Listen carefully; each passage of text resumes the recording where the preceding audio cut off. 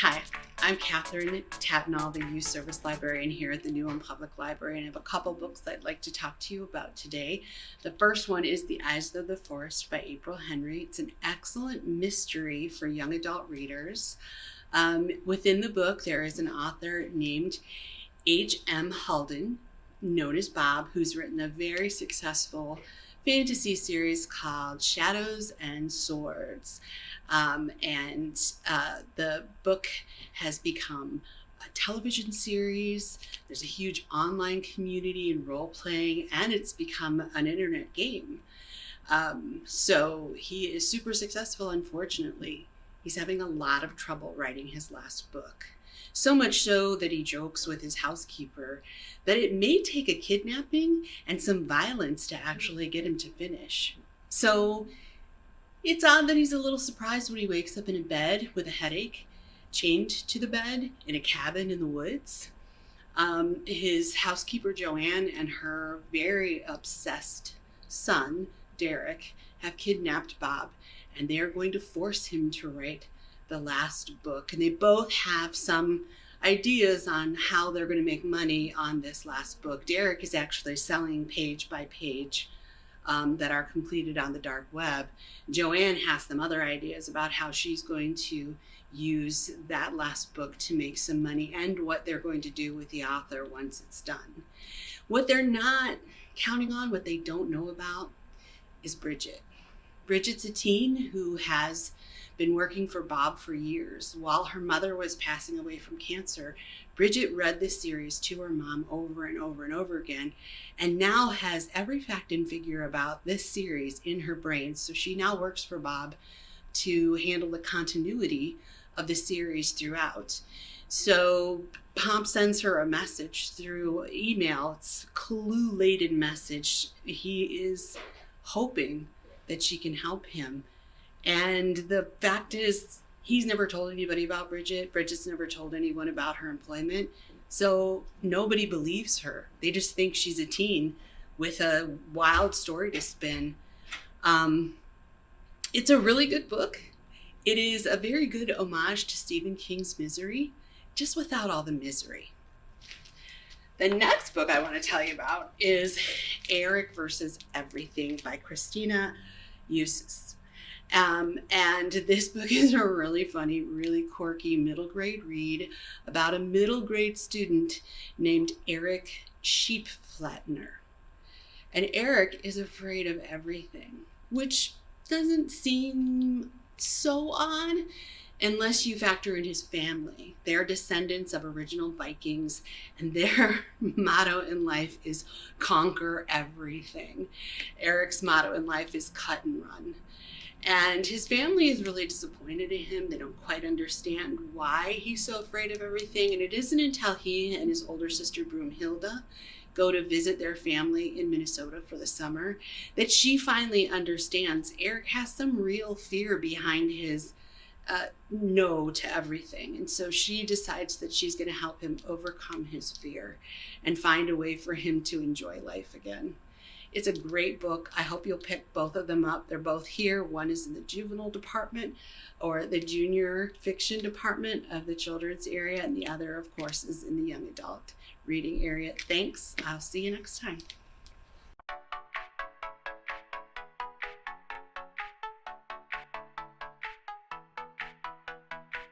I'm Leroy Harris, Programming and Technology Services Librarian here at the NUPL Public Library, here to bring you some more book recommendations. First, if you're interested in poetry, the current U.S. Poet Laureate, Joy Harjo, has a new biography memoir out, including new poems written by her, talks about the story of her life and the struggles she's been through. It's a great read. Next is kind of a classic local book. We had the author visit with us virtually last year, and that's Joe Kimball's Secrets of the Congdon Mansion. True crime story, really fascinating read about what happened up in Duluth. And then last, this is a really neat series by a well-known fantasy and science fiction author, Brandon Sanderson. So he's known for several other things, the Mist series, The Way of Kings, He finished The Wheel of Time for Robert Jordan.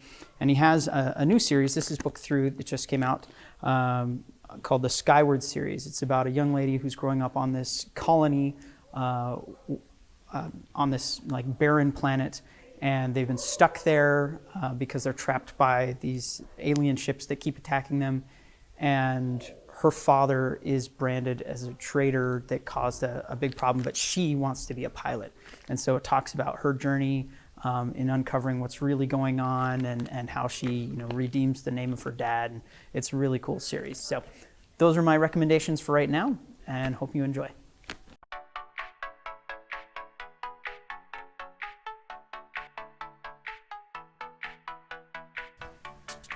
Hello, my name is April Eide. I am the library director here at New Ulm Public Library, and I'd like to share with you a few of the things I've enjoyed reading lately. The first one is A Slow Fire Burning by Paula Hawkins. She is the author of The Girl on the Train, which was quite popular a few years ago and was made into a movie starring Emily Blunt. Slow Fire Burning is the story of 3 women who are connected by the murder of one young man. Carla is his aunt, and she is dealing with long-seated grief over the death of her own son. Laura is the young woman who spent one night with him and seems the most likely candidate for having committed his murder. And then Miriam is his next-door neighbor, who seems to be keeping information from the police during the murder investigation, and you're not really sure why. This book was one of those great ones that has a lot of interwoven pieces of everyone's story, a lot of connections. So by the end, you're really trying to guess how they're connected, how they each played a part, and who really committed the murder, if any of them. So again, that is A Slow Fire Burning by Paula Hawkins. I highly recommend it. I don't have the other 2 books with me because they are checked out right now, which is another way of saying that they're pretty great. But the second one I would recommend is Cackle by Rachel Harrison. This is the story of Annie. She just broke up with her boyfriend, Sam, and is feeling kind of pathetic. She can't afford to live in New York City on her own, so she moves to Rowan, New York, which is just a rural, small town. And when she gets there, she realizes the town is really idyllic and is very surprising to her, considering that the town she teaches in, the next town over, is kind of dumpy, and so she's not really sure how this dumpy town exists to this idyllic town that she's actually living in. And she's puzzled by this until she meets Sophie. Sophie is kind of an ageless woman. No one really knows how old she is, but she seems to have a lot of sway in the town, and she makes Rowan a magical place for Annie.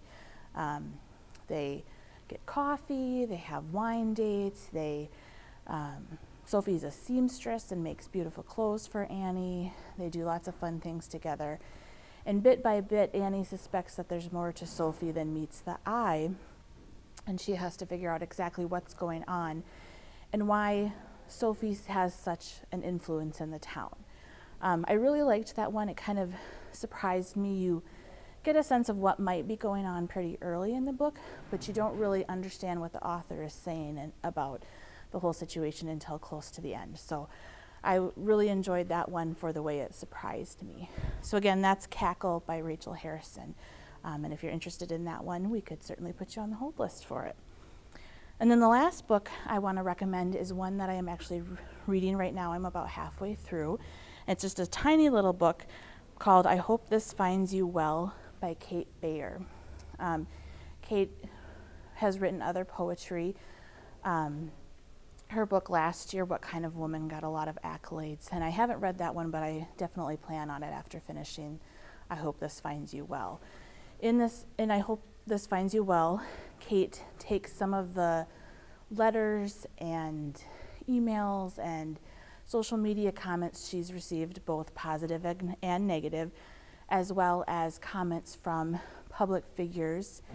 And she, on one side of this page, she displays the original text, and then on the other side of the page is where she displays her version of that text, where she's crossed off parts of the paragraphs to create a poem.